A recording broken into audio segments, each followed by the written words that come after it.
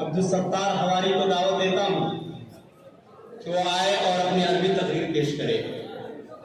मौसूफ का उन्वान है वमा अरसलनाका इल्ला रहमतल लिल आलमीन।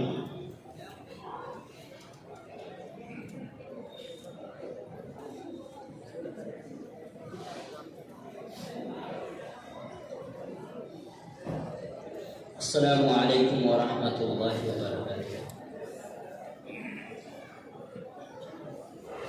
अल्हम्दुलिल्लाहि वहदह वस्सलातु वस्सलाम अला मन ला नबिय्य बअदह, अम्मा बाद।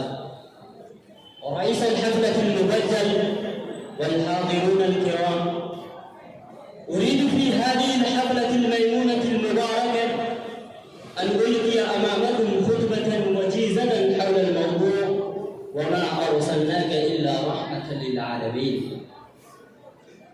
أيها المستمعون الكرام، إن هذه شهادة تاريخية لا تعد، وحقيقة لا تضحك، وكلمة لا تنطق، أن الرسالة المحمدية هي رسالة الأبدية السرمدية برسالات الله التي جعلها للناس كافة، أحمرهم وأصفرهم، أبيضهم وأسودهم، عربا كانوا أو عجما، لأنها هي رسالة وحيدة التي أعلنت أن الدنيا خلقت لكم، وأنكم خلقتم للآخرة، وأن الأمم على اختلاف طبقاتها ومستواها سواسية كأسنان المشط في نعم الله وآلائه، وأمر نبيه أن يؤذن متلجلا مضريا لا فضل لعربي على عجمي ولا لعجمي على عربي إلا بالتقوى، كلكم من آدم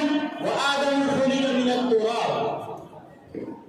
أيها الحاضرون الأجلة، إن الرسالة السابقة التي جاءت من قبل بعثة نبينا صلى الله عليه وسلم كانت مختصة بزمن أو مكان، وكل كتاب سماوي وصحيفة إلهية نزلت كانت مختصة بقوم أو شعب، وكل دعوة جاءت بها الأنبياء السابقون كانت بمنطقة أو سطر أو من بلاد وقطر.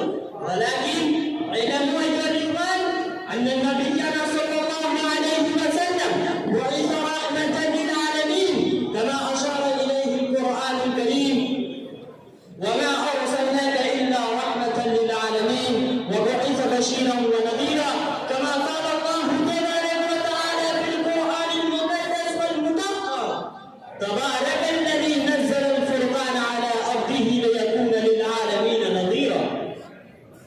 أيها المستمعون الكرام، هل أنتم تعلمون أن الرسالة المحمدية التي قال الله بقلوبها وظهورها، وما هي الرسالة التي كلما اعتنقها المسلمون واتصلوا بها فازوا ونجحوا، وكلما تركوها خابوا وخسروا وضلوا واستكانوا؟ ألا وهي الرسالة المحمدية السماوية الأخيرة.